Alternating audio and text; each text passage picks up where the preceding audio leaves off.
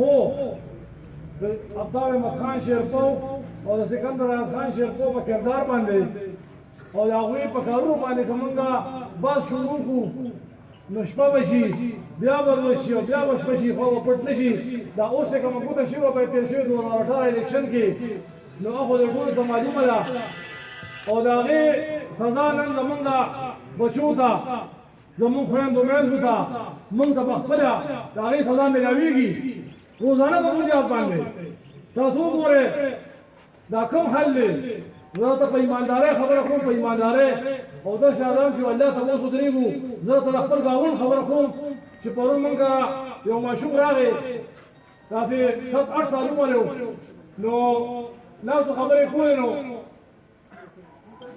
اکول والا مې تپوس وکړو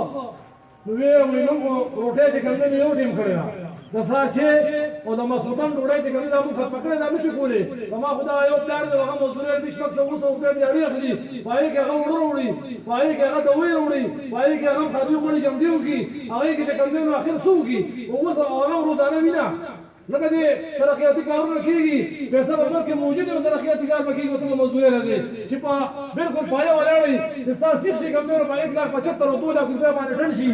او ستا چې کوم دی نو سیمنټ په 900 روپۍ باندې بولی شي او ستا چې کوم دی نو اوړه چې کوم دی نو 1400-1500 ته ورسي او دغسې چې کوم دی نو ورسره چیني حساب کې او داسې ورسره چې کوم دی نو ضرورت زندګي ورسره بیا د ګیس بل ورسره بیا د بجلی بل تاسو په ایمان ووایئ په 900 دیارۍ کې چې کوم دی دا ممکنه ده